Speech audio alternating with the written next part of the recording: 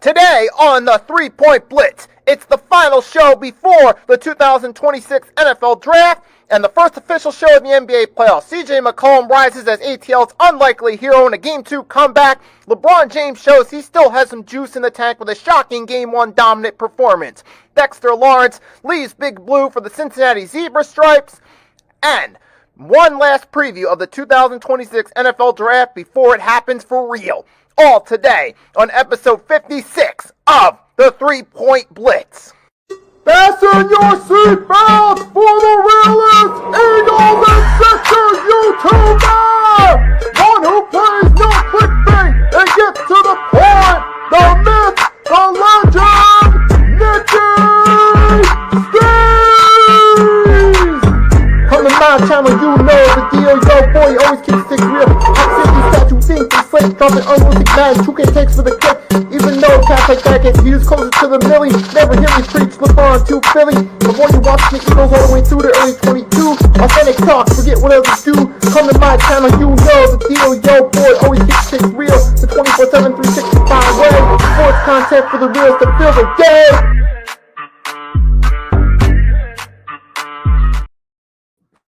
Good afternoon, folks. It is noon Eastern Standard Time after 1 week, a 1 week deal where we did this at 4 p.m. We're back at its regular time slot at noon after a brief deliberation on whether or not to switch it to 4 p.m. on a regular basis. But with that being said, the 3-Point Blitz is back, and that means we got a lot to talk about, folks. As I just said in the preview, we got the NFL Draft coming up in a few days. The NBA playoffs have officially begun. All 8 series have started, and now we're going to kick this thing off like we usually do with the rant of the week. So I did upload this as a YouTube short, but for those who didn't see, what happened was I saw a graphic from BetMGM. It was a list of the best quarterback drafted in each round. So with that, and here's their list. You'll see why real quickly.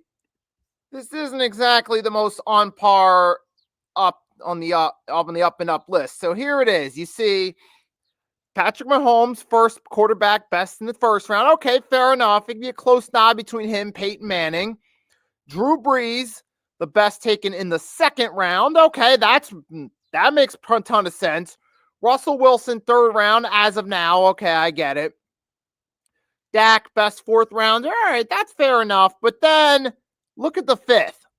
Shedeur Sanders off one season with a higher INT to TD ratio, the best fifth rounder taken? Wait a second. Hold up. Nah. That already alone is already but moving right along, get back to the fifth rounder and what's wrong with that in a second. Best sixth rounder, Tom Brady, no brainer, right choice. Seventh round, Brock Purdy, the closest competitor would be Rich Gannon, who was a former NFL MVP for the 2002 regular season, started for the Raiders in Super Bowl 37. He was the QB the last time the Raiders were actually a good team. So you could maybe argue Rich Gannon. And then undrafted Tony Romo. Now, at first that might make sense, but if you can read the text, I think Kurt Warner has something to say about that one, folks. Because, look, don't get me wrong. This is not any Cowboy hate or any of that. Tony Romo was a good quarterback. And for an undrafted quarterback that started as a walk-on with the Cowboys, I think was on the practice squad, then worked his way up the depth chart, he ended up having a really good career. Having a few Pro Bowl nods, starting in numerous playoff games. But so that is a really good career. Now, if it weren't for Kurt Warner being undrafted, I would consider Romo the best undrafted quarterback of all time. But Kurt Warner, who was also undrafted, had a regular season MVP, a Super Bowl MVP, and 3 total Super Bowl starts. So I'd say Kurt Warner has the better track record of being clutch in big games than Tony Romo. And that's why I would lean toward Kurt Warner being the best undrafted quarterback. So I get it, Tony Romo, very good career for an undrafted quarterback, but the difference between a legend and a Hall of Famer and a good quarterback is performance in big games, and that was often Tony Romo's weak point. And that's why I give Warner the nod for best undrafted. Now, The 5th rounder, that's a joke. And look, I've been a neutral when it comes to Shedeur Sanders. I haven't really taken sides, but this is absolutely ridiculous. I think in this one, Marky Mark, a.k.a. Mark Brunell, would like to have a word with them. Because you're talking Mark Brunell, who played a full NFL career, had 3 Pro Bowl nods, had his best years with the Jaguars, led the Jaguars to 2 AFC championship games. Granted, as his career went along, he started to become a backup. He technically won a Super Bowl with the Saints as Drew Brees' backup. Then I think he was the Jets' backup for a year and then retired. But Mark Brunell actually has played a full career, actually starred in a couple conference championship games and had 3 Pro Bowl nods. This being with an expansion Jacksonville Jaguars, mind you, when most expansion teams struggle to get off the ground in any sport, period. Mark Brunell, by the Jaguars' second year, had them in the AFC Championship game and had them back at that stage a few seasons later. So I'd say when it comes to 5th rounders, Mark Brunell's the no-brainer choice. Shedeur, if he actually plays a full career and does pretty solid, he might get some consideration, but that remains to be seen. He is definitely, based off his rookie season, not the best 5th rounder taken. And even if Shedeur did have a good rookie season, even if he did, he still wouldn't put him over Mark Brunell, who's had a full career. So, and BetMGM, I do like some of their list, and I feel like this is what I'd say is discussion bait. I feel like sometimes these companies, when they put together these lists, they strategically set up a few questionable choices just to get people talking, just to get a good debate going in the comment section. Some call it clickbait. I call it discussion bait. So, look, if they want to do that, I understand the business side of it. You're trying to get traffic to your page, so you try to throw out kind of like a troll way, throw out some controversial takes to get people talking. But coming from my point of view, nah, man. That just, Shedeur Sanders, that don't even make no sense. Tony Romo won. I get it. I can at least respect that one, but I still say Kurt Warner's the best undrafted. But that'll be it for the rant of the week. I've covered all I wanted to say on this one.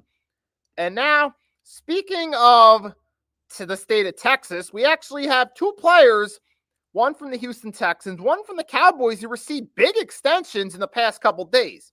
We know Willie Anderson Jr. received a big extension for the Houston Texans. And don't get me wrong, he's one of the best pass rusher, a top 5 pass rusher in the NFL currently. He won Defensive Rookie of the Year. He had an All-Pro honor in 2025 and played a key role in that Texans defense. So it is for him, I don't blame Will. Hey, good for Willie Anderson Jr. that he's getting paid for his work. And then Brandon Aubrey, who, let's face it, you could argue that he was the real MVP of the Cowboys over Dak last season, gets an extension, which is understandably so. Brandon Aubrey currently is looking like the best kicker since Adam Vinatieri came along when he was a young kicker. So I get that those guys are getting extensions. They had really good seasons for their respective teams. But this goes back to, and shout out to Mitch, Football Talk with Bo and James Strong from Steel by the Lake podcast. We talked about this on Sunday, that the more people get record extensions, the more over time the market raises where, okay, Will Anderson Jr. now set the bar for an extension. Now Brandon Aubrey set the standard for a kicker. Now, it's more likely that a pass rusher could get the record-breaking mass extension more so than a kicker. That is true, but and here's the problem in the long haul, as we discussed. While it's great for the players' pocketbooks, and they're getting their hard work, it's rewarding their hard work, that they get credit for, but in the long haul, what happens is teams keep overpaying for these players and they take up a large chunk of the salary cap, and that limits the team's ability to put talent around them. Look at what's happened with Dak Prescott when he got that huge extension. Now, in the short term, when he got that extension, I believe 2021, you had 3 seasons the Cowboys made it to the playoffs, won the NFC East 2 of those 3 years, but when 2024 free agency came calling, the Cowboys lost a lot of their depth, and they went from a strong regular season team and dark horse playoff contender who never maximized that potential to now just being a mediocre team. So that all that big extension they gave Dak, it's great for his pocketbook, but it hurt their team in the long haul. And you got to wonder with guys like Willie Anderson Jr., if you got to wonder a few years from now, the Texans still have a great defense. And that defense, as long as they stay healthy, is still going to give them a chance in 2026. Especially if, say, the Jaguars regress with a harder schedule. That opens the door for the Texans to potentially win the AFC South. But in the long haul, you got Willie Anderson Jr. locked up in a big contract. Is it going to be a similar situation to what happened with Dak with the Cowboys or Jordan Love with the Packers, where you give these players these big contracts, but it limits your team's ability to put depth around them? One of the things about Tom Brady that made him so successful, beside the Bill Belichick Spygate and Deflategate, was he was willing to take temporary pay cuts to help the team so they can afford to sign the right players to put around him. That was one of the unique elements that Brady had, the unique characteristic that helped that team be successful, along with all the other aspects too. But a lot of these players that take these mass extensions, a lot of them don't really win a whole lot of Super Bowls. So on one hand, Willie Anderson Jr. and Brandon Aubrey, from an individual standpoint, they're getting paid for their contributions. And for them, I'm sure they're feeling great about it.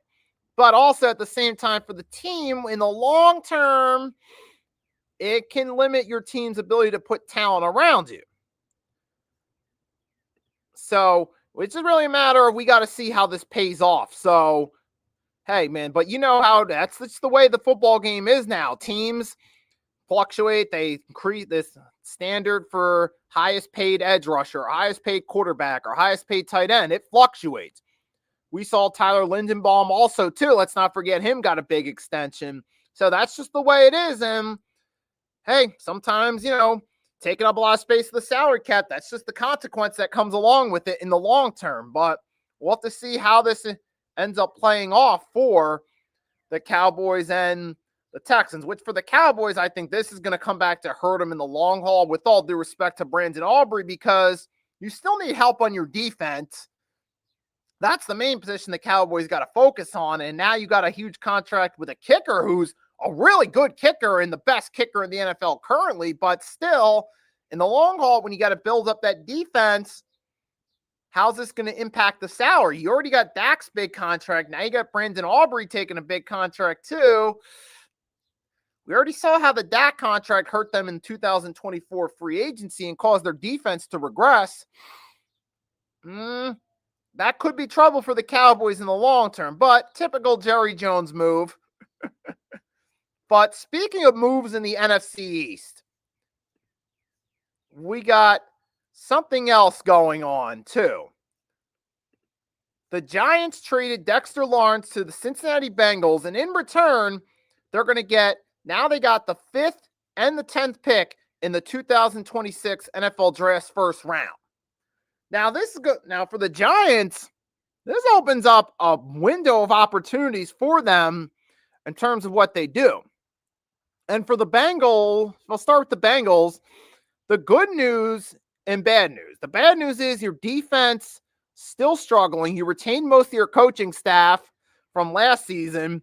And as we said on the Sunday morning show with me, James Football Talk with Bo, is that for the Bengals, they've been a struggling defense and they've retained most of their coaching staff. And I do believe that's part of it too, with the Bengals defense and why they struggled in recent years, because it's pretty much you play as hard as you practice. And now we don't know what's actually going on in that Bengals room, in that defensive practice room, but we can tell by the way they play on the field, they're not being pushed hard enough in practice. And this continues to happen repeatedly, regardless of who they draft.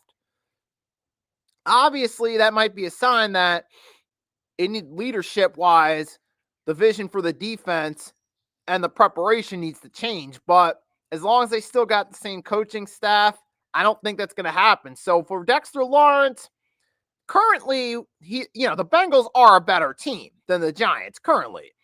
At least with Burrow, there is the possibility that the Bengals could make a playoff run if he can stay fully healthy. But We know another problem with that is that Bengals offensive line. It seems like every other year, sadly, Burrow's been due for an injury. Unfortunately, that's been a trend that's followed. But here's the thing now that you got, for the Bengals, you got Dexter Lawrence, which is a nice replacement for Trey Hendrickson. But what about your secondary, your linebacking room, your offensive line, which has been a struggle for a decade now, going back to Andy Dalton being their quarterback? Perfect example. They ignored offensive line and drafted John Ross. Oh, boy. But, yeah, if there are any Bengals fans who catch this, the less said for them, the better. But the point is, while Dexter Lawrence gets a new home and it's better on paper, a better situation than the one he left, the Bengals still have their own holes to fill, and I don't think this necessarily solves their problems. For the Giants, there is a potential win out of this. Potentially, because they got the 5th and the 10th pick now.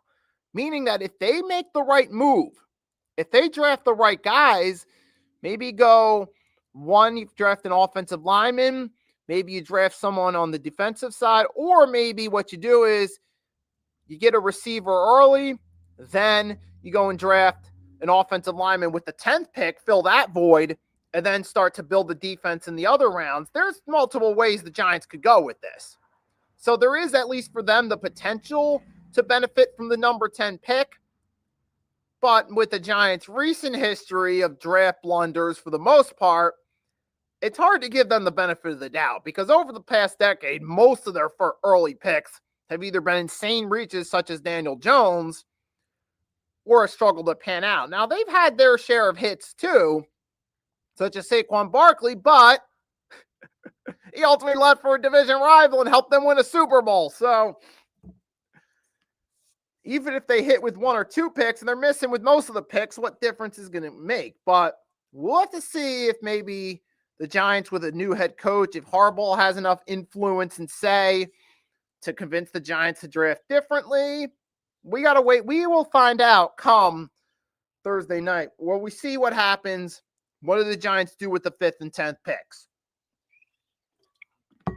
So that's going to be an interesting to see what happens. But since we're on the subject of draft picks, it's time to switch gears. This is the last, since I said in the intro, it's the last episode of the 3-Point Blitz before the draft. So what I'm going to do here is I'm going to do a full first round mock draft simulator. So we're going to do, that's what I'm going to do. I'm actually going to do a full one and actually do a full first round mock draft for all 32 teams. So I'm going to do all 32 picks of the first round. I'm going to share the screen. So here we go. So I'm going to select all, do one round. And here we go. All right, so here we go. Let's get this bad boy started. The Raiders are on the clock. We know what they're doing. Fernando Mendoza. You have to draft the quarterback. He's the best quarterback on the board. You got the number 1 pick. It's a no-brainer. Now for the Jets, this is interesting here because I gotta wonder. Obviously they need a lot of help, but considering there isn't really a top prospect quarterback outside of Fernando Mendoza, it might be smarter for the Jets to build the other positions up, then maybe come back in the mid-rounds and draft a quarterback that could develop better, if at least has a chance to, with better talent. So for the Jets, you got wide receiver, edge, linebacker, or offensive guard. Look at what's available. You do have David Bailey, Averell Reese, Carnell Tate. You have Jeremiah Love as well. I could see the Jets. I mean, we know the Jets have in recently been a defensive-heavy first draft team. I could see them doing that. And then the Cardinals are in a similar position where they need a lot of help too. Kyler Murray went to the Vikings on a 1-year deal. Remains to be seen what he does there. So for the Cardinals, interesting one. They could go Arvell Reese, Carnell Tate, Jeremiah Love, Sonny Styles, Francis Mogoa, Ruben Bain Jr., Caleb Downs. A lot of interesting choices. And for a team like the Cardinals that needs all the help they can get, it would be the smart thing, just take the best player on the board. If it is Avril Reese as it is in this mock draft, take him. If it ends up being David Bailey in the real draft, take him. Now you got next the Tennessee Titans, a team that needs all the help they can get. They need a wide receiver for Cam Ward to throw the ball to. It makes most sense in this case. Go get Carnell Tate of Ohio State. If he's on the board, take him, run with it. Now, for this one, this might be a little bit of a shocker, but this is something I could realistically see the Giants doing too, because the Giants might be worried about Cam Scadaboo's life shelf with him being injured. With his injury, they know he suffered a serious injury, and they know his style of play, while exciting, may not be the best option in the long term. So I could see them possibly going and maybe getting a Jeremiah Love as a panic move, but we'll have to wait and see. I would not be surprised if that's something that the Giants did. So I'm going to go with this curveball, say the Giants take Jeremiah Love. Now watch it actually happen. Now moving right along, you got the Cleveland Browns. Cleveland Browns, for the most part, y'all pretty good on defensive side of the ball. They need offense. Anybody. They need wide receivers, offensive guards, something. And with Francis Magoa being the best tackle in this scenario, I'll say the Browns take him, try to give Shedeur some protection, and now you got the Saints next. Hold on a second. Excuse me. All right, the Saints need help. It's two. It says, Washington. Sorry, I was looking at the Saints. I bet, but Washington Commanders, they need to get young, basically. You got, and you could go an offensive tackle too, because you had Jaden Daniels got injured. So obviously you're going to need some protection there. They could go a wide receiver or a running back. I'm going to say they go on the offensive side of the ball in this case. And they try to pair him up with, let's see, Jordan Tyson out of Arizona State. That would be an interesting pickup. Now, you got the Saints in this one. Saints are up. They need edge, wide receiver. I could see the Saints maybe getting this running back in the second round, because they know Kamara is not on his last legs. They do need offensive guard. I'm going to say the Saints in this one. I'll say the Saints in this one go and take Mansour Delane from Louisiana, which would be a fitting pick. And now you got Kansas City. Oh, this is where the going gets good, because you got Mahomes, you got Kelsey back, you got Kenneth Walker. You need to build up the offensive line or the defense. You could go Jermod McCoy. I could see that.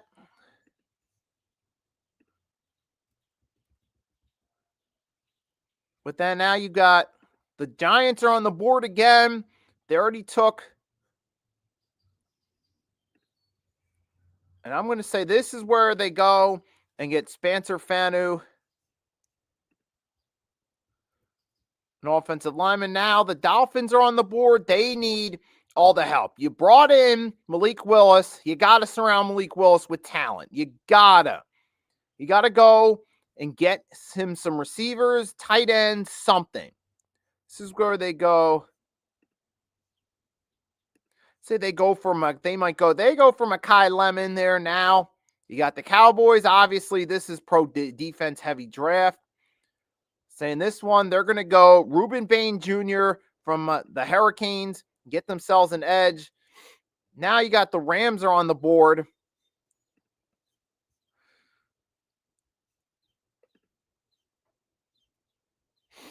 The Rams are trying to go. I'd see the Rams in this case on Sonny Styles going now. The Ravens, the Ravens are in a tough hole. They lost a lot of guys.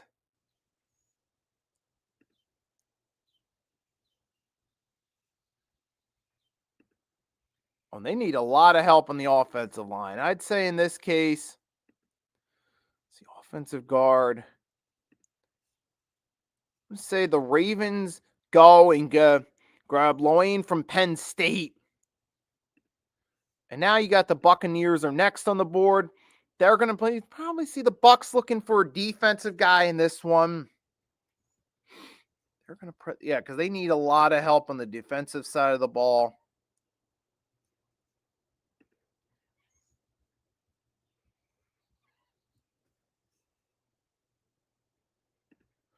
They go Gerald McCoy. Then you got the Jets are back again. All right. Who's the Jet?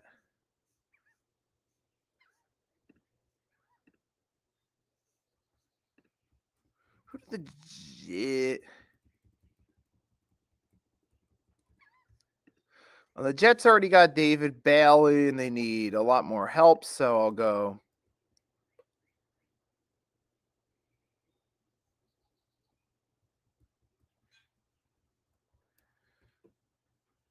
I'll say the Jets look toward the offensive side of the ball. They're going to go. This is where they go and grab Sadiq out of Oregon, give themselves a tight end.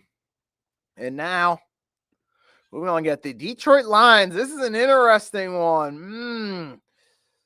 Their offensive line got banged up later in the season.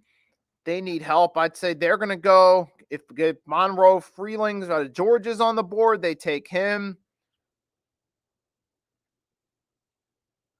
Or they go Caleb Lumu.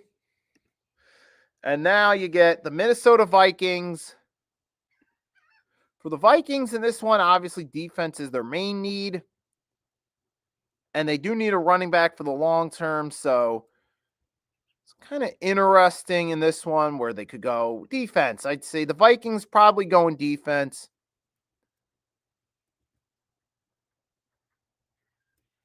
Say they get that out of there. Peter Woods out of Clemson will be their guy. And now we're already up. We're set at pick number 19. The Panthers. At this point, if you're the Panthers, really, the smart thing to do is go get a wide receiver. Go get Omar Cooper Jr. Get a guy off the national champions who's going to be considered a late first-round prospect. Go get him. And now the Cowboys are back on the board. Let's see. Because I could see Kansas. I'm realistically seeing Kansas City making the trade here with Dallas possibly.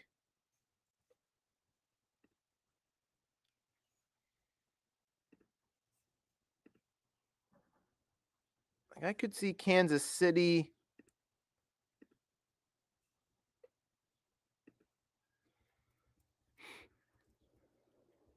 Well, Hollywood Brown. Wait, they still got Hollywood Brown listed on KC's roster. Wait a minute. That don't make sense. Hold on. Who could I see?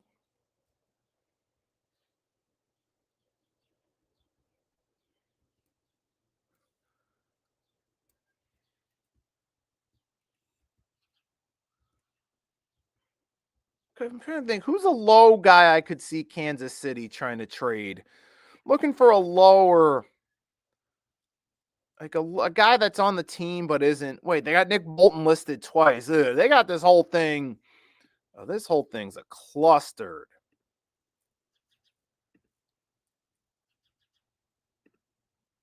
Wait, what? Let me try that again because I could see Kansas City possibly.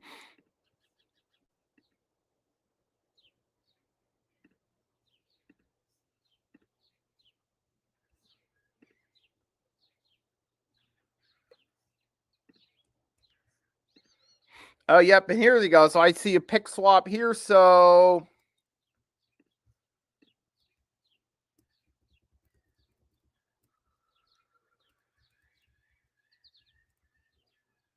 Here we go. So Kansas City is now on the board. And with this one, they'll go with Monroe Freeling, try to get Mahomes his protection. And now the Steelers are on the clock at number 21.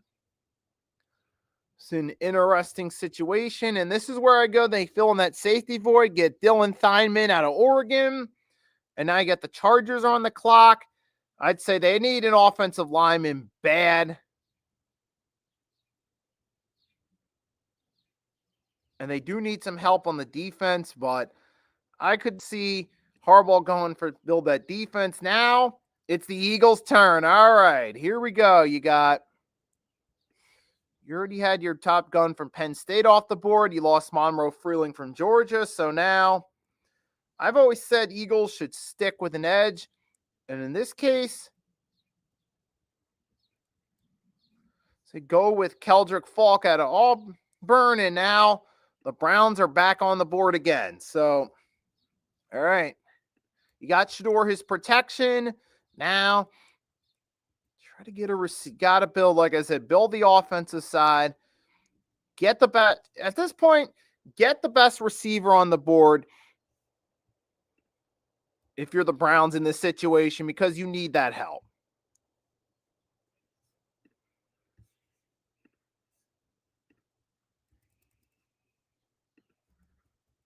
And now you got the Bears are on the clock. The Bears, obviously, they need help with defense. This is where they go and get Akeem Mesidor, bring him in, fill a void on defense, because that was not one of your strong points of the season, and you want to bolster them. Now, for the Bills, you're under Joe Brady. You need a guard. I think you really got to build up that defense a little bit stronger if you're them. You got to.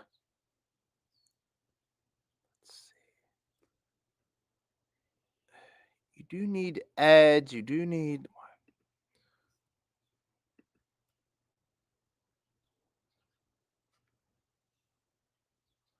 In this case, they go get Caden Proctor. And now the 49ers are on the clock. All right.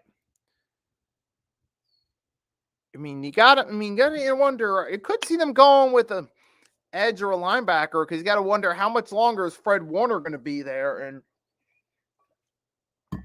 also, they do need some help on the defensive side of the ball as well. Look at who's available on the defensive side. Need offensive tackle. Well, they do need help on their defense, especially after that playoff, because that was their Achilles heel against the Seahawks all season long. So I'd say they want to go get an edge in Zion Young. And plus, with Nick Bosa, you don't know, with his injury history, how much longer is Nick Bosa really going to be an asset for the Niners? That's a big question. Now, for the Texans, in this case, I'd say that, look, their offense is already set. You got to go get someone, either a wide receiver or a tight end. Try to get somebody. I'd say go get Denzel Boston out of Washington. Try to get somebody for CJ Stroud to throw the ball to an elite. Try to hopefully it helps take the pressure off of him, because that's something you surely need. Now, here come the Cowboys. This was their pick. Now, they need, like we said, I see them going with a defensive heavy approach in the draft. I'm going to see them going with Brandon Seiss from South Carolina, because they need help on that defense, like I said. Now, here we go, Miami. You do need help on that defense, too. You also got, see how Miami's come along.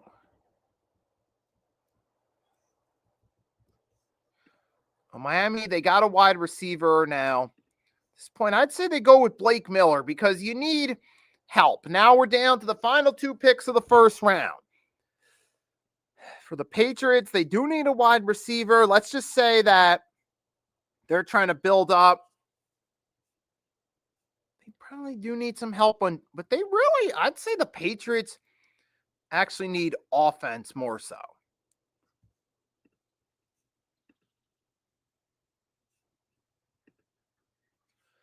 I don't know. You could probably wait, though, too. Maybe go CJ Allen out of Georgia and then come back, because They're not projected to go far. Now the final pick of the first round, the Seattle Seahawks. This could be where I see the Seahawks maybe going to get Kenneth Walker's replacement. And I could see them maybe reaching a little bit, grab Mike Washington Jr.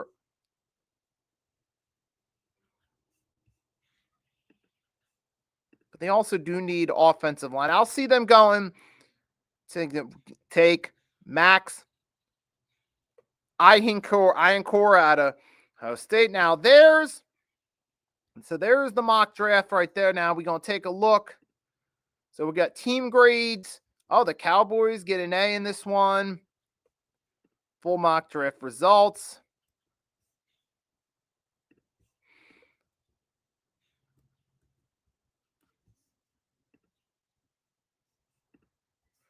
So that's it for this. So that's our final mock draft.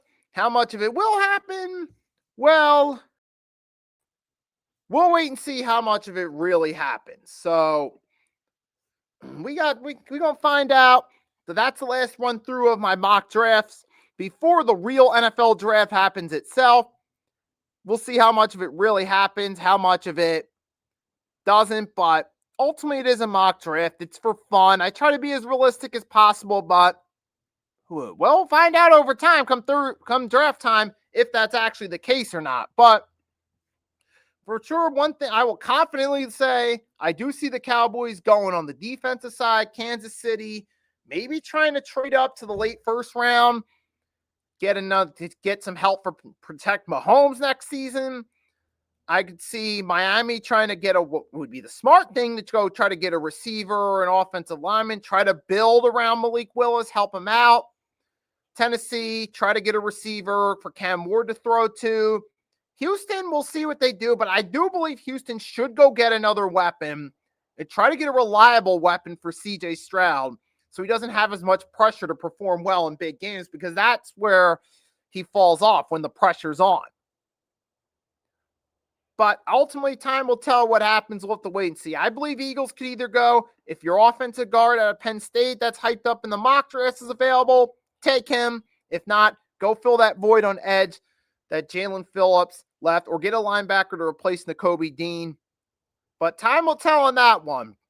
But with them, ultimately, this is still the 3-point blitz. We still have the NBA playoffs going on right now, and we'll definitely talk about that in a minute. But first, going to take a quick break. Then I'll be right back, and we'll talk about the NFL. We'll talk about the NBA playoffs, a little bit about LaMelo Ball, Doc Rivers, and more in just 1 minute. So stay tuned, folks. Your boy will be right back.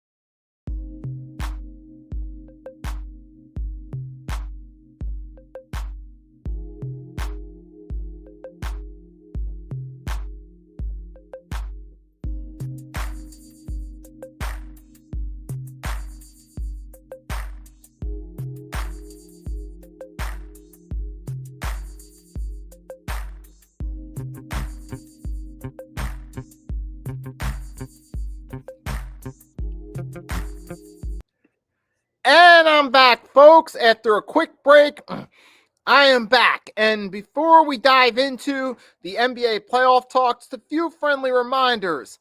Later tonight at 8 p.m. Eastern Time, your guys' favorite show, Everything on the Table, is back after a 1 week episode going sole, doing tier ranker and Riot comedy reactions, and then a 1 week hiatus last week. It is back. This time, Agent Warrior will be back, and it will be me and Agent doing our thing as usual, 8 p.m. Eastern Standard Time.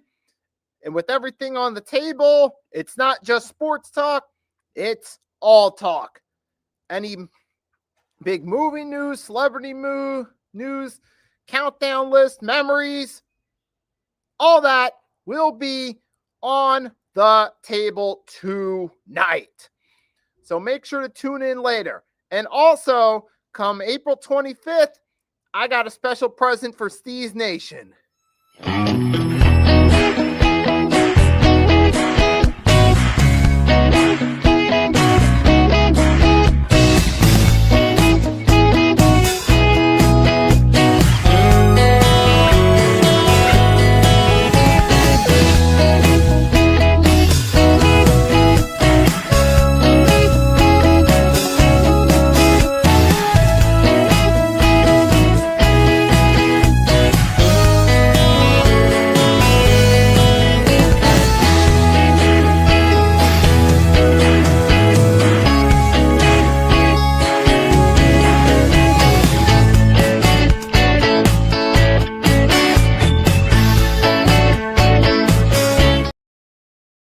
Yes, I'll be dropping that on April 25th, which is my birthday.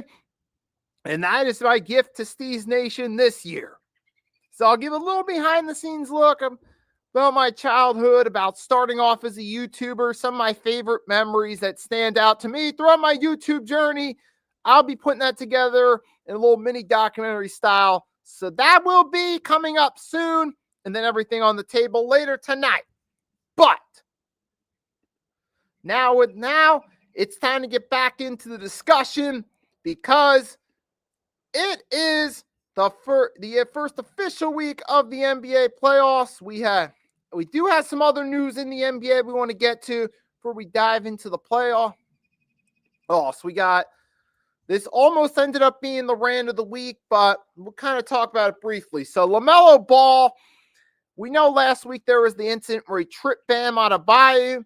Now, do I believe LaMelo Ball was trying to take Bam out? No, I don't believe that's what he was trying to do. However, as pointed out on the Pat McAfee show after that playing game, LaMelo does have a history of reaching his hands out and trying to trip people. But this time, unfortunately, it led to Bam Adebayo getting injured, and LaMelo Ball, who I don't believe was trying to injure him, now he has to live with the fact that he inadvertently injured someone. And LaMelo was fined $60,000 for this incident. So but because, like we said, we saw a clip of this happening before in a Heat game a few years ago between the Hornets and Heat, we know there's a pattern in history with this guy, unfortunately. So it's kind of a shame. And it's a shame because LaMelo Ball is a really talented player, though. But now that you think about it more and more, unfortunately, his own biggest burden is his impulsive decision-making. Because LaMelo has, throughout his career, made some poor impulsive choices. Now, some of this I don't really care for personally, but these are examples to illustrate my point. So, yeah, this is going to be a paradox of me saying I don't really care too much of his personal life, but this gets across my point. You remember back in 2021, he was rumored to have a fling with an adult entertainer named Tiana Trump. Now, it turns out that was just more of a quick thing. Eventually, he moved on from her. I don't know, because I know LeVar was trying to tell LaMelo it was a bad idea, that she fit more the stereotype of an adult entertainer. Fortunately, no harm came out of that. But then you've also had his reckless driving. Remember, there was the incident where he crashed his fancy custom car And did you see what he did to that car just a few short months ago? And that's not the only incident with reckless driving. There was the other incident where he supposedly accidentally stepped on a kid's foot. Now, that was a tit for tat. The kid was with his mom. The kid tried to jump in front of LaMelo's car for an autograph, which I think was poor decision there. And the parents should have been, particularly his mom was with him, should have pushed to say, no, don't jump out in front. At the same time, LaMelo, now that we know he has a history of bad driving, you could say he played a role in that too. So unfortunately, LaMelo Ball's impulsive decision-making, particularly with driving or reaching out for dirty plays whenever he feels like it, does have negative consequences in the long haul. So it's a shame, as talented as he is, and he is a really good player, he stepped up, had a good season, and he had a good game too against the Heat outside of tripping up Bam Adebayo and that being the main talking point. Let's not forget he had 30 points. Him, Con Kneppel, even Kobe White had a pretty good game. So the Hornets have talent. I just hope at some point LaMelo Ball, something gets in his head. And I'm starting to think maybe they should, maybe the NBA should, I don't think they're going to do it, but they should look into some of his decision making, give him a light slap, give him a slap on the wrist, short suspension to kind of give him a sign of LaMelo. Some of your recent behaviors drawn a concern. The car crash, the tripping up of Bam Adebayo, while not intentional, this is the second time something like this has happened. And unfortunately, it got somebody injured, LaMelo.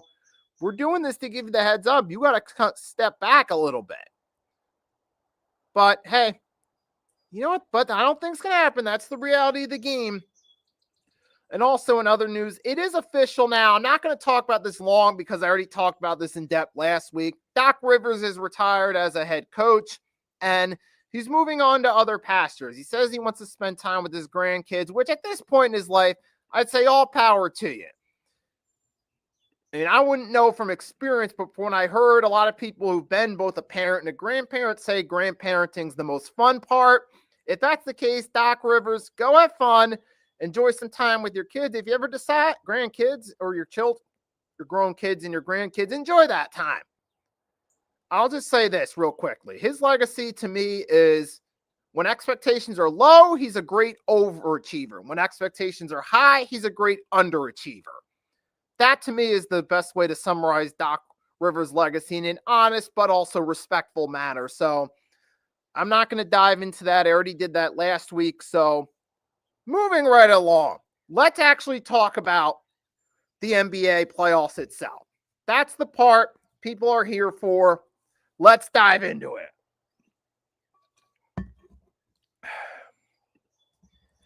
All right, so we got it right now. It is the opening round of the NBA playoffs. And as stated in the intro for this episode, we're going to talk about, so let's start off with last night. You had the Atlanta Hawks and New York Knicks game. Now, I did catch the game. I actually caught the game up till about the third quarter. So I caught most of the first half, a little bit of the second half. But throughout the first half, the Knicks mostly controlled the game. And when they were in cruise control early on, it looked like Knicks were going to go up 2-0. But then in the fourth quarter, everything started to turn around. All of a sudden, the Hawks outscored them. And voila, your final, Atlanta Hawks 107, Knicks 106. In the fourth quarter particularly, you had the Hawks outscore the Knicks 28-15, and that played a huge role in their 1-point victory.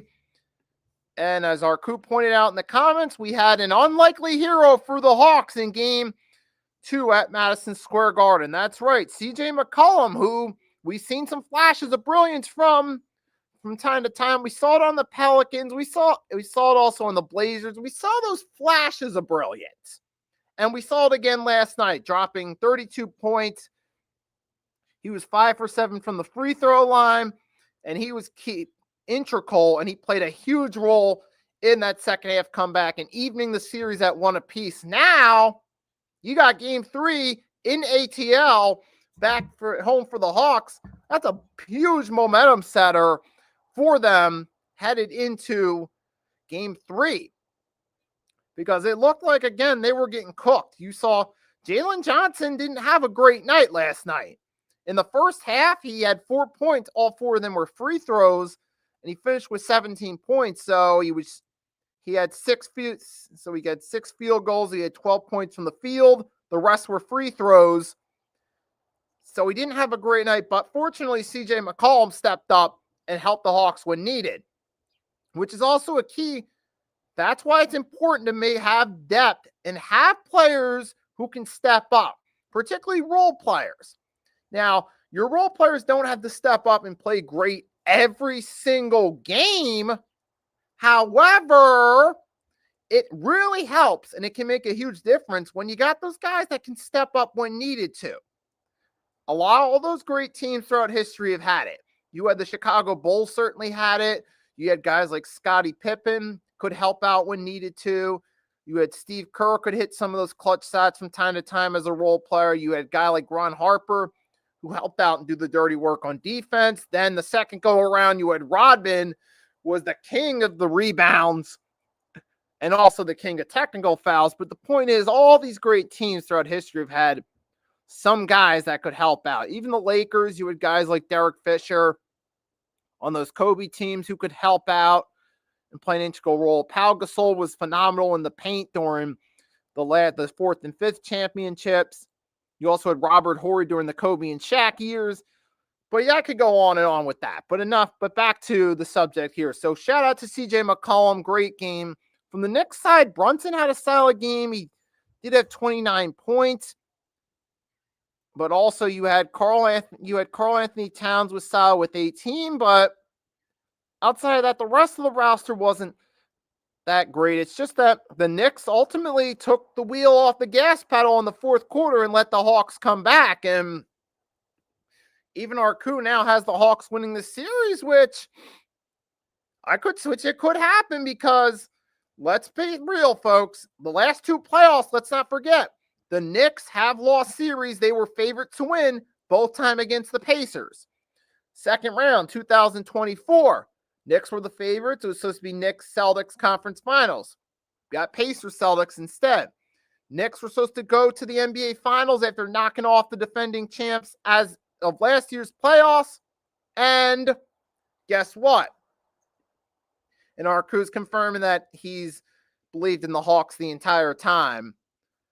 And like we said, we thought it was going to be Knicks Thunder, but the Pacers got the upset. So the Knicks have lost series they are favorites to win. Now, the good news for them is they don't got to worry about the Pacers, but considering the Hawks are similar to last year's Pacers, as in they got hot at the right time late in the season and can carry that momentum into the playoffs.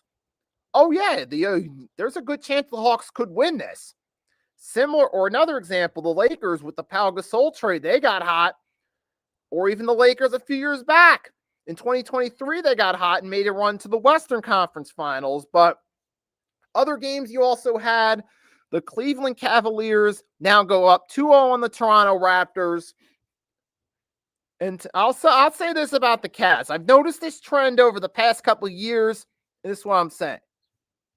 First round, the Cavs are clutch in the first round. We've seen this 2024 when they came back in Game 7 against the Magic. We saw this last year when they wiped the Miami Heat off the face of the relevant basketball surface. And now we're seeing so far they're up 2-0 on the Raptors. I'd say this first round in the Donovan Mitchell era, Cavs are contenders. But then after the first round, that's when trouble starts to rise. And we're seeing a similar trend here now with them going up 2-0 on the Raptors. And for the Raptors, I'll say this. Well, they have a talented roster. They're just not championship material at the moment. Not with the guys they currently have, because it's a shame because you got a little bit of a likable underdog team over there. You got guys like Brandon Ingram, Scotty Barnes and company. But when you look at their roster, RJ Barrett is another. You have Jacob Poeltl. Who do you really have, though, that's a true clutch player that can deliver for you and get you to the promised land? Which superstar do the Raptors have currently? When you look at it currently, they don't have that superstar. And that's what the big difference maker for the Raptors come playoff time is you got to go up against teams such as the Cavs who say what you want to say about them, but you do have Mitchell and Harden who are still good, consistently good regular season players. And like I said, first round, they're the kings of the first round. But then you also got, in just the Eastern Conference in general, you got teams such as the Knicks who have Brunson, Karl Anthony Towns. You got the Celtics, won the finals 2 years ago. They still got their main two guys. They still got depth with guys like Hauser, Peyton Pritchard, and Derek White and company. And then you also had the Detroit Pistons who, if Cade Cunningham's healthy, they could make a run. But, well, that's something else I'm going to get to in a second because the Orlando Magic had themselves a little upset. But in this series, the Cavs are just the better team at this moment. And plus the Cavs, you still got Evan Mobley still there. And Mitchell and Harden. Yeah, they're not the guys you want throughout the entire playoffs, but usually first round, that's your best bet with them. And for the Raptors, a team that has a lot of good players but doesn't have a superstar that can truly lead, yeah, your odds are numbered in the playoffs in this one. And then also, so you got to consider that, but crazy enough, we had game one between the Pistons and Magic. The Orlando Magic shocked the Detroit Pistons in game one, and they pretty much controlled that game too. So now that's going to raise some questions about how did the Pistons do in this series? Because Orlando Magic all of a sudden came out game one. They controlled the tempo of the game. They gave the Pistons a tough fight, and ultimately they came out on top with the W. You had that whole, and even Cunningham, to be fair, Cunningham was coming back after a long delay, so maybe he was a little rusty. The team just needed to take time to get the chemistry back, but it's only one game. After all, the Pistons consistently did dominate the Eastern Conference, so I'm not counting them out just on game one. And yes, credit Boncaro. Boncaro had a good game, had 23. You had Desmond Bane 17, Wendell Carter 17. You had Jalen Suggs at 16.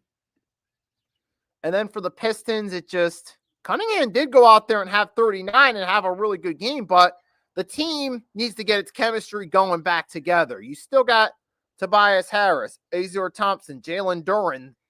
Obviously, these guys need to step up a little bit more because the Magic, as you clearly see between Bane, Carter Jr., Boncaro, Wagner, they outplayed the Pistons as a team, and that was a huge difference maker in game one. But we got game two tomorrow. We will have to wait and see what happens on that one. So we can put that behind us, and we'll just see if they bounce back. But speaking of games, you also got tonight, but let's say tonight's schedule. You got game two, Sixers Celtics. Game one, basically, the Celtics had the Sixers number. They completely outmatched them. You could see the Sixers were mainly at Maxey and Edgecombe. Maxey did his best in that game, but clearly he was pushing too hard to carry that team by himself. And Boston just had their number, which was expected. It basically looked like a continuation of Game 7 of 2023 Eastern Conference semifinals with updated rosters is what it felt like in terms of the way the game played out. Once again, the Boston Celtics had the Sixers number. Tonight at 7, we'll see if it goes any different. You got the Blazers-Spurs game 2 coming up tonight, and we'll have to see we'll see how that one goes. And you saw Wembanyama certainly delivered in game 1, and that's good. If that's a preview of what we're going to get from him, then guess what? Oh, boy. That's going to be, it's going to be interesting. The Spurs are going to be a team to mess with. And so far, they certainly look like it. They certainly look like it. And speaking of Wemby, just a quick side note. It just came out earlier. Victor Wembanyama is officially the first unanimous defensive player of the year. And it was a no-brainer in this case, folks. Wemby Just the best all-around. If you want to talk best all-around player on both sides of the ball this season, on both sides of the ball, it was Wembanyama. I'm not saying he's going to win the MVP, but if you're talking about a hybrid of excellent offense and excellent defense, it was Wemby. And clearly he was going to be the unanimous defensive player of the year because Wemby's a bit of a gem we don't get as much of in today's era. We don't get those Dikembe Mutombo-like presence on defense too much nowadays. And for Wemby, who was a machine on the defensive side of the ball, up yours, Rudy Gobert. That's what a real defensive player of the year looks like, and that's how a real star performs. So congrats to Wemby on that. But the Spurs did win game one. Wemby just continued where he left off, showing those wimpy Americans what playoff basketball really is. Point. And we'll see. He's looking to continue that in game two. And also tonight, we got the Rockets and Lakers. I got to say this. Say what you want to say about him, but LeBron James delivered in game one. And he did his thing. I mean, a shorthanded Lakers team, he went out there. LeBron James, he didn't have the greatest performance, but he did drop 19 points. He had 13 assists. He did have 2 steals and a block, and he was certainly making his presence known. Now, Luke Kennard was the lead scorer, so we got to give them props. Between LeBron being a menace on both sides of the ball and between Luke Kennard scoring most of the points for the team, the Lakers had a really good surprise game one without Luka Doncic and Austin Reeves, which was the real shocker. And you look at what happened but also the Rockets were short KD, and they were stuck with Amen Thompson, Jabari Smith Jr., Alfred Sengun, Reed Shepard, guys who based off last year, based off that, they're not ready to compete come playoff time. We saw they got dismantled by the Steph and Jimmy Butler-led Warriors, and this year, going against the Luka and Austin Reeves-less Lakers, and they still get beat. Now you got to wonder. Now you see why they traded for KD, because they wanted that veteran that was there that could be a difference maker.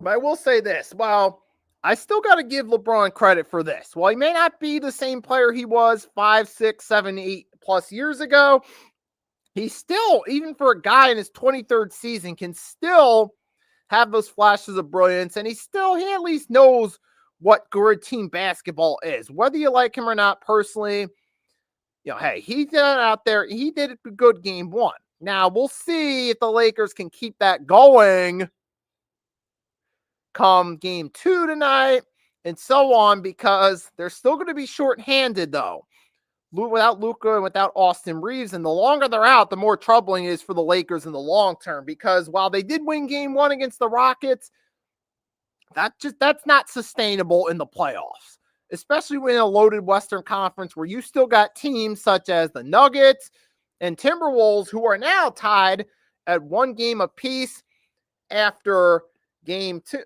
After game 2 last night, the T-Wolves got themselves a big win. And this is why they say you can never count the T-Wolves with Anthony Edwards leading the way out. Because we saw it. Last year, they made a surprise run to the conference finals. The year before that, made a bit of a surprise run to the conference finals. At this point, T-Wolves beating the Nuggets to even up the series is not a surprise, folks. We've seen this drill before. And Julius Randle having 24 points. He was pretty solid too. Rudy Gobert, well, he was just there last night. We'll put it that way. He did get 7 rebounds and 2 steals, so he helped a little bit, but for the most part, it was the Ant-Man show, with Julius Randle being this good assist number 2 guy, if you will. Jokic had 24. Jamal Murray led the way and played solid with 30 points, but the rest of the team, guys like Aaron Gordon, Tim Hardaway Jr. was solid, but Spencer Jones and those guys it just wasn't enough. But it is 1 game, though. But I'll give the T-Wolves credit, and I'll say this. out of the Western Conference series, that's a really intriguing series right there. And I'll say the best opening round series of the bunch because Lakers Rockets, it looks great on paper, but with the Lakers being shorthanded, it's not going to be as enticing as you may feel it is on paper. And then you also got Phoenix and OKC. We know who clearly is the better team. While I give the Suns credit on one front, they made a surprise run making the playoffs. You had guys like Jalen Green, Dylan Brooks did better than expected, playing alongside Devin Booker. Yet Mark Williams has been pretty solid for them as a role player. So I give the Suns credit, but they're going against the OKC Thunder. It ain't happening. Best case scenario, they lose in 5 games instead of getting swept. Best case scenario for the Suns. I mean, granted, I give them props. They made it this far, but OKC Thunder are way too good at this point. And let's face it, they're going back to the conference finals, all right? Barring freak injuries to SGA and Chet Holmgren that both put them out, they're going back to the conference finals at least. Spurs and Blazers, I like what I've seen from Deme. The Spurs are just way too good at this point as well. And like I said, Lakers Rockets is missing some of the intriguing players that help that series. Out west, it's T-Wolves and Nuggets so far. That's the most intriguing series thus far in that on that side of it. In the Eastern Conference, I'd say at this point the most intriguing has got to be Hawks and Knicks, especially after what we saw last night. And then Pistons and Magic. Well, game 1 did provide a nice surprise with the Magic winning, but we'll have to see if that continues or not. That's going to be the key question. But it is still early in the playoffs. Anything can happen, though. Anybody can win or lose these upcoming games. And sadly, hopefully this doesn't happen, but realistically, we know injuries can happen at any time. And the last time the Sixers had an upset playoff victory, let's face it, there was the asterisk on that because of D Rose's injury.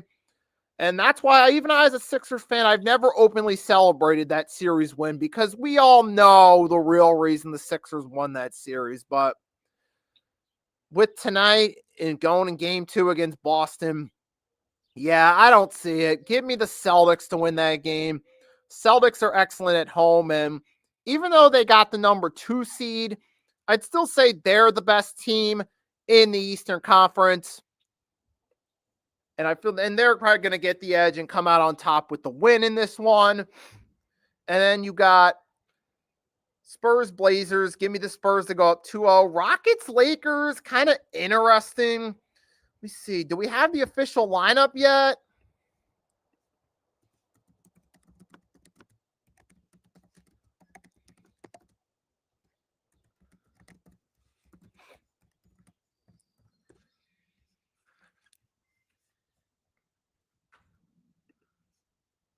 And as of right now, yeah, it looks like Luka. I'm going off Google AI. Hopefully this is accurate. Hopefully they didn't make mistakes, but assuming that this is accurate, we got expected Lakers projected lineup is Smart, Kennard, Hachimura, LeBron, Ayton, Luka and Reeves are still out. Rockets. Oh man, you got KD's questionable. Van Fleet is out, so KD didn't play game 1. We saw how that had a negative impact because I feel like as of now, these guys like Amen Thompson, Reed Shepard, Jabari Smith Jr., Sengun, those guys at the moment are not ready to win big in the playoffs. They're going to need KD there to give them a spark. It will be interesting to see if the Lakers win again or if the Rockets can bounce back. So I'm looking forward to that. The other 2 games are just pretty much Celtics and Spurs, pretty easy there. Give me 1 second, folks. I'll be right back. We'll continue to talk about this a little more just one.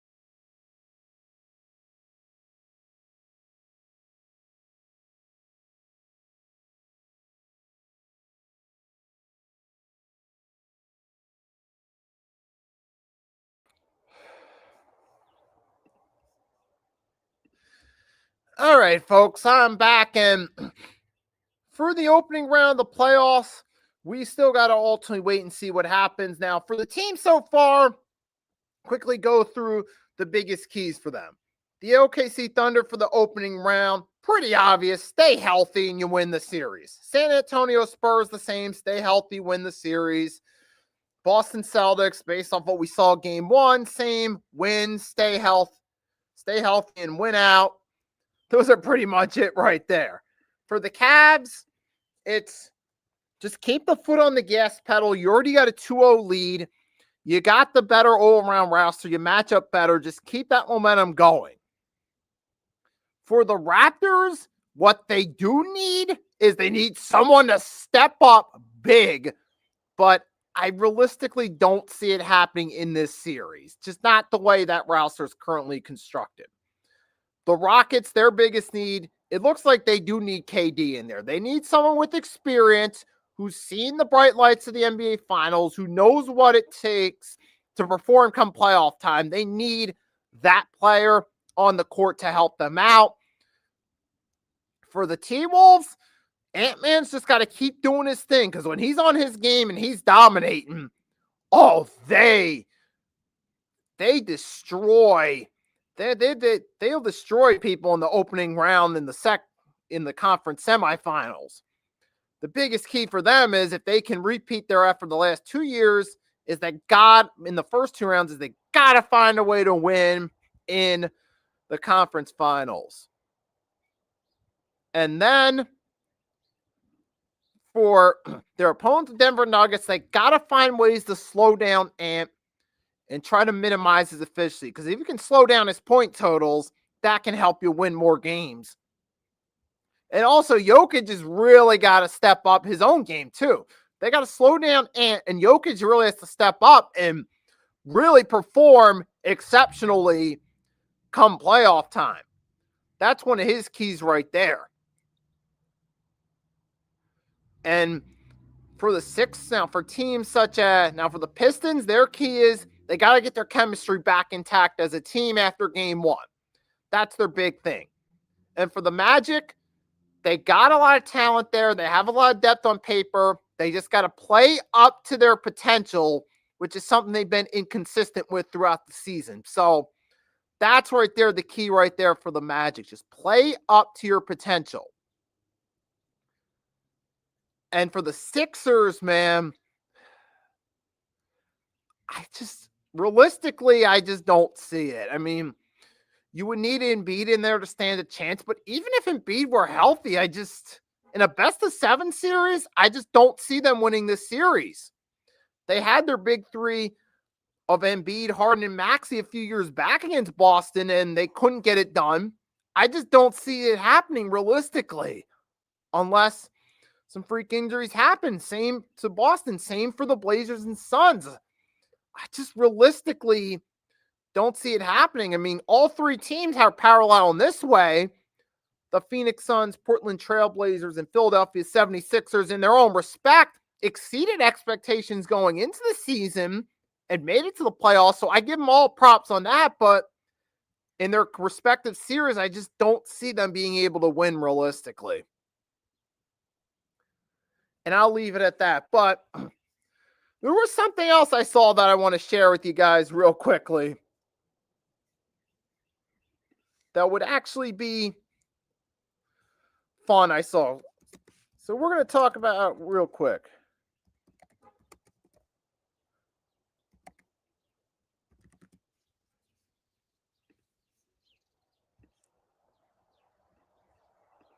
So let's go through it. So I saw a graphic. It's got the coolest NBA nicknames of all time.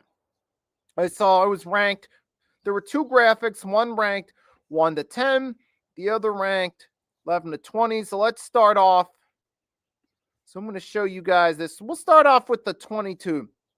11 tier. I'm going to share the screen with you guys, and we'll decide which names are valid, which names are questionable entries. So you got on this one, you got so far you got number 20, Air Canada, Vince Carter. Number 19, The Truth, Paul Pierce. the Rain Man, Sean Kemp. 18, 17, Big Dog, Glenn Robinson. 16, the Joker, Nikola Jokic. 15, Mr. Clutch, the NBA logo, Jerry West. Number 14, the Claw, Kawhi Leonard. 13, the Glide, Clyde Drexler. Number 12, White Chocolate, Jason Williams. Number 11, the Greek Freak, Giannis Antetokounmpo. Now, to be fair, let's do it with the 10 through 1, then I'll decide there. Number 10, you got Dr. J, Julius Erving. Number 9, the big ticket, Kevin Garnett. Number 8, Magic, Irvin Johnson. 7, the Dream, Hakeem Olajuwon. 6, Agent Zero, Gilbert Arenas. 5, AK-47, Andrej Kalinko. Number 4, Air Jordan, Michael Jordan. 3, Slim Reaper, Kevin Durant. 2, Black Mamba, Kobe Bryant. And 1, the answer, Allen Iverson. Now, as far as the list itself goes, obviously names such as The Answer, Magic, the Greek Freak, the Joker, those are names everyone's come to know, but there are a few, particularly on that 11 to 20, I'm like, if there's some that are missing that should have been included in there. Most notably, I guess with a question mark, the Admiral, David Robinson. I mean, I looked at the list, I'm like, Air Canada, Vince Carter. I would take the Admiral over Air Canada any day, with all due respect to Vince Carter, but the Admiral was a phenomenal nickname. It's one that people still remember to this day, and that was also one of the biggest marketing ploy for David Robinson's NBA career was his nickname, the Admiral, from his time with the Navy. So leaving that off to me, man, I don't agree with that one at all. The Truth, Paul Pierce, that was an awesome nickname. He certainly earned that moniker. Remember, he came back, he got shot a few times and still ended up playing. The Rain Man, Sean Kemp, that was all right. White Chocolate, Jason Williams, that was cool. The Glide, Clyde Drexler, that was awesome. The Claw for Kawhi Leonard, I might lean more toward the Iceman, George Gervin, as a nickname over that. Or don't forget, you got also somewhere in there include King James too. I mean, to be fair, that would be another good one too. I think the big ticket, Kevin Garnett. I don't know, but it's great. I get why. I think that was a marketing decision, really, to put KG's the big ticket on there because they know, because Kevin Garnett was one of their star players, and I get that. But if you're talking coolest nicknames, I'm not going to take the big ticket over the Admiral or even King James or even AR-15, Austin Reeves, similar to AK-47 with Andrej Kurlenko. Sorry, I know I probably butchered that name 3 times out of the 3 times I tried, but you get the point. AR-15 has those AK-47 vibes as far as cool nickname goes, so I would have put that on there. The Slim Reaper. You know what? Here's a few honorable. I don't know. The Rain Man, Sean Kemp. That was all right. Big Dog, Glenn Robinson. But I feel like the Claw, Air Canada, and the big ticket are 3 I would scrap. Got to throw King James somewhere in there because that's something that's just followed by default. Even if it's on the lower end of the list. Like I said, you should have included the Admiral in the top 10 to me. For sure. That's another one that should have been in there. And even if you kind of wanted to cheat and go the Splash Brothers with Clay and Steph Steph and Clay as a duo, you could have possibly done that too. But I mean, I'm not saying anything against the Claw as a nickname, or I'm not saying anything against a name like Air Canada. If anything, Vince Carter, he's more known as half man, half amazing. That would have been a cooler nickname to put in there for Vince Carter. Or here, even if you want to go for a few honorable mentions, you could also throw Mr. Big Shot, Chauncey Billups, for what he did on the court, not in the poker room. You could also There's one name you could throw on there. He, of course, like I said, as an honorable mention as well. Maybe I would have moved maybe the big ticket Kevin Garnett more to an honorable mention, or the claw for Kawhi Leonard to an honorable mention, and put some of those other names like the Admiral and King James in the top 20. But that's just my opinion on the list.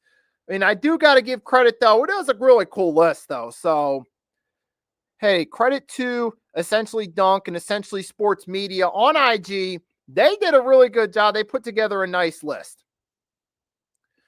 And pretty soon we're going to get to the 2-minute recap. There is some news that just broke that I want to talk about, but also got to give credit. Also got to give brief shout out to the Hardcore Sports Network. And also, while we're at it, just a heads up, there will be another live show coming up, not for me, but immediately following the 3-Point Blitz on the Hardcore Sports Network.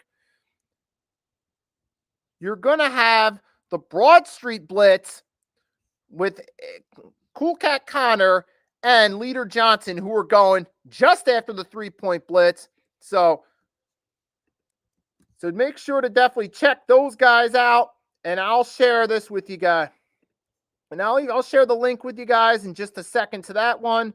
So shout out to Cool Cat Connor and Leader Johnson doing the Broad Street Blitz just days before and then there's the link in the chat right there. You can go check those guys out on the Hardcore Sports Network. They'll be live. They should be going in just any moment.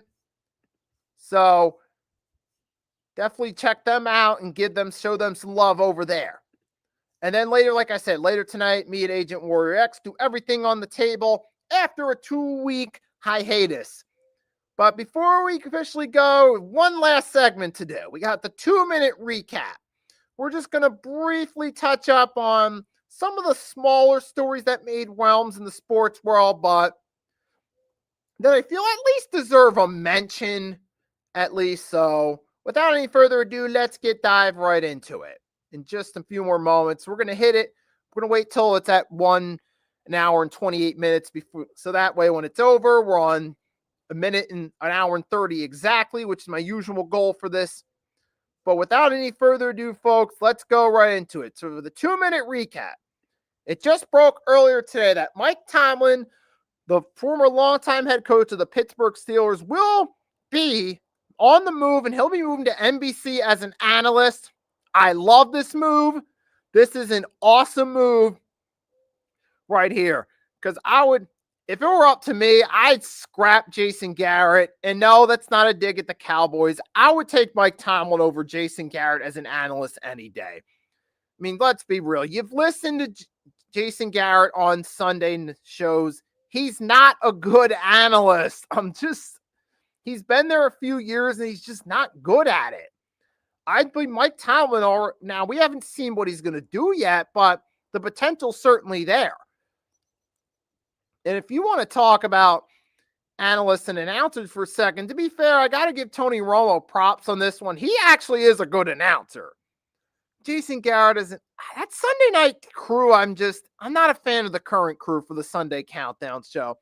I feel like if they put Mike Tomlin on the Sunday Football Countdown, that'll certainly help make it more enjoyable, which is something that Sunday night Football Countdown surely needs.